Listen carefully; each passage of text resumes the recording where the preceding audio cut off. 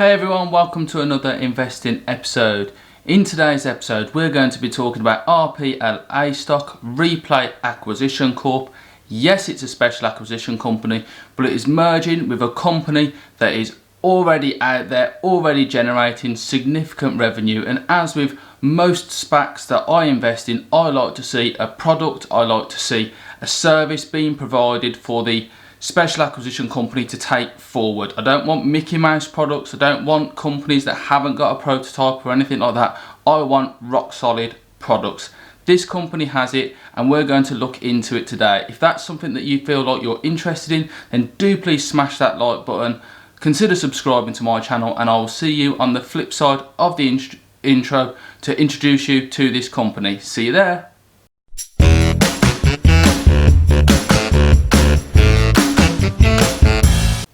Hey again guys, welcome into the video. So here we are quickly looking on Yahoo Finance at Replay Acquisition Corp, where it is listed on the Nasdaq under the ticker RPLA. As you can see, the share price is currently $10.34 per share, which essentially gives very little downside. It's only 34 cents up from the $10 original investing price. And you can have a look and get involved in this company in the investor presentation. And the company that is merging with is called Finance of America. We'll get onto that shortly. But at the moment, it hasn't really kicked off and it hasn't really spiked off the mark yet, despite the fact that the merger is going to happen in the middle of 2021-ish. It's gone little known, under the radar for now. I've got in and I've bought myself a couple of shares on this one based on the low downside that there is available, but the potential huge upside that there is, and we'll get into that shortly. So we're going to go across now into the investor presentation. So here is Finance of America companies. This is where Replay Acquisition is going to invest and merge with to take this company forward.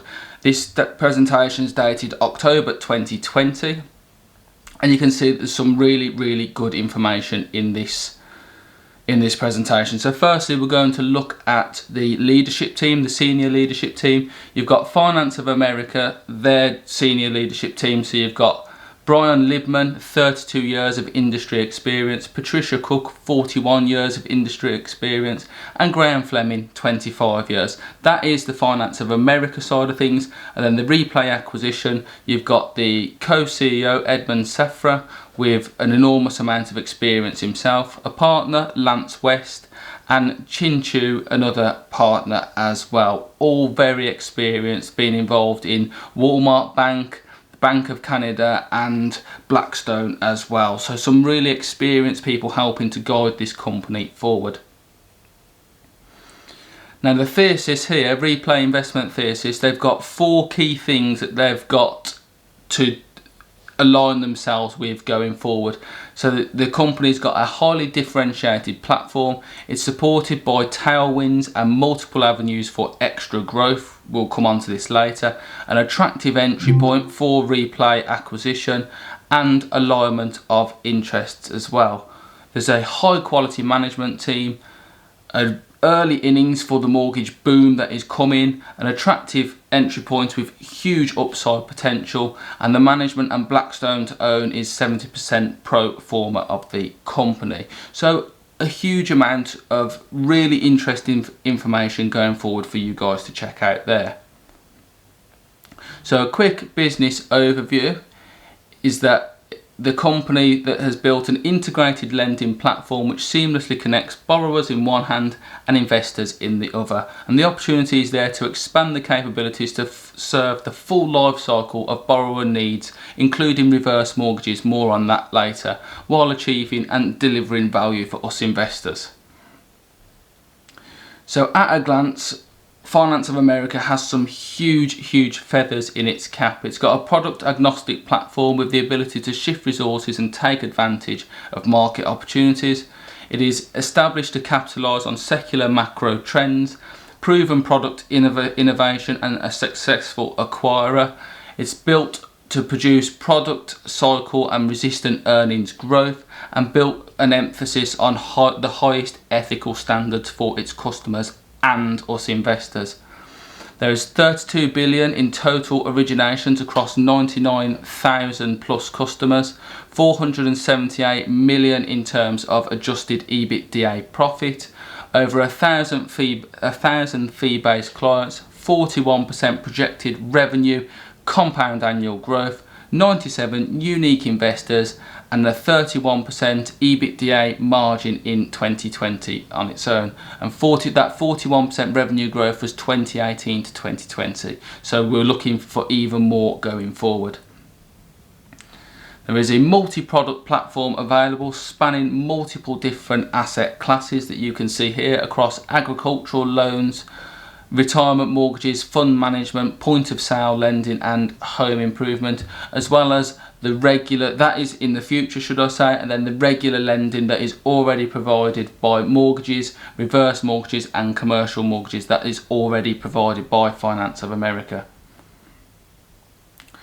So here in this lovely, well presented piece of artwork, you've got customers on one side, investors on the other, and just where this company is sorted at the moment in terms of its distribution: 280 retail locations, 1,000 loan officers, 1,200 third-party organisations and networks, and an online customer acquisition service as well. There is numerous product offerings from lending to ancillary services, and then the capital markets and portfolio management on either side as well. I'll let you read into the individual ones that they provide there yourselves. So the company has a customer first goal, which is really great and a great USP. So they're going after driving, keeping the customer and keeping hold of the customer in terms of partnership, service, empowerment and excellence. And they have a 90+ net promoter score at the moment. They aim to be a highly differentiated company, to be different to the usual lenders and big banks that are presumably lenders over in the United States as well. And they aim to do that in 5 different ways. There'll be massive addressable markets with structural tailwinds, cycle resistant earning driven by platform diversity and best in class technology, the proven ability to innovate and acquire extra companies, a limited capital investment required to support extra growth, which is absolutely fantastic, means a high return on investment, and a highly experienced management team with a history of value creation. And it's all about track record here, guys. It's great to see management that have got previous experience and a previous history of delivering value to investors. So here we have a massive growing addressable market for Finance of America to get its teeth into. Essentially, there is $11 trillion of mortgage debt outstanding that the company can get involved to. There's $7 trillion in untapped senior home equity. This is, if you're not familiar with this, is a reverse mortgage which essentially allows people to sell their home to the bank, let's say, or Finance of America early, and then still live in it and access a lot of cash to fund their retirement. And then when they sadly obviously pass away, the Finance of America gains that they gain all of the property on sale. It's all to do with, it's negotiated, but there's a significant way to earn revenue from this, whether acquiring the property at the end or acquiring payments on mortgages again, but delivering money up front to customers. There's also $3 trillion of home value and investor properties in the commercial side of things, and $41 trillion in focused fixed income assets under management. These are all significant markets that Finance of America can tap into. There is significant structural tailwinds to support the sustained earnings growth of this company over the long term. And you can see them here through the 4 different sectors: the mortgage, the reverse mortgage, commercial and investing. All of them have got significant growth opportunities within them to help this company going forward generate even more revenue. So the platform diversity produces cycle resistant earnings, and that is what we want at the end of the day as investors. We want consistent earnings, consistent profits that go up in time. Doesn't necessarily need to absolutely explode, but we want them to increase over time, year over year, delivering value back to us. and being resistant to change, being resistant to cycles is extremely valuable to us investors. And you can see in the charts here, you've got the cycle growing resistant to earnings and the attractive and improving revenue rate per unit, which is some of the best in the class actually, in comparison to rocket companies, which exploded earlier on later on in 2020, should I say, and then the MBA as well. So the proprietary technology of this company allows an end-to-end platform to be achieved. So the customer wants a mortgage, for example, and they start at one side and filter all the way through to the other. And this company, Finance of America, is the only company that can do this, along with Rocket. So you can see all the little ticks in these little buckets there. Industry comparable, it beats. The only company that comes close is Rocket at the end of the day, and they provide all sorts of extra ease of use for mortgage documents in terms of online application, secure uploading documents, e-signing, paying orders, and then the advisor side of things as well. So it's basically being able to take a mortgage application and do it all online, which is where essentially we are going to be going as a society, that you won't have to go into the bank and convince the bank manager that you need a mortgage anymore. Some would argue, thank goodness for that. And then they've got a proven ability to innovate and acquire companies that are going to deliver significant value and create extra value and value creation for the company. And they've got a timeline here of income from T0, which will be at the merger, to T plus 24 months, or 2 years should we say, of returning a huge amount, a 16 times multiple in increasing of profitability. And then, as they already mentioned under number 4, they want to, obviously investment is required to sustain or increase growth. What they want to do is limit the amount of money that they spend to do this, and this company is going forward to try and limit that but smash the growth at the same time. You can see that illustrated in this chart here. We have in section 5 the hugely experienced management team, senior management team that we've got working for Finance of America. You can see this sort of years experience in the sector here: 32 years, 41 years, 38 years, and then also well over eight members of the board and the management have worked together for 10 years already, and that allows them to create a synergy to enhance that value creation, which is absolutely excellent. And then a quick financial overview of the company. You can see that in 2018 they were at 789 million, and then by 2022 they aim to be at almost 1.9 billion in terms of revenue growth, which is huge. Obviously, it's almost getting towards a 3 times return on the initial revenue, or 3 times revenue growth over that significant time period from 2018 through to 2022.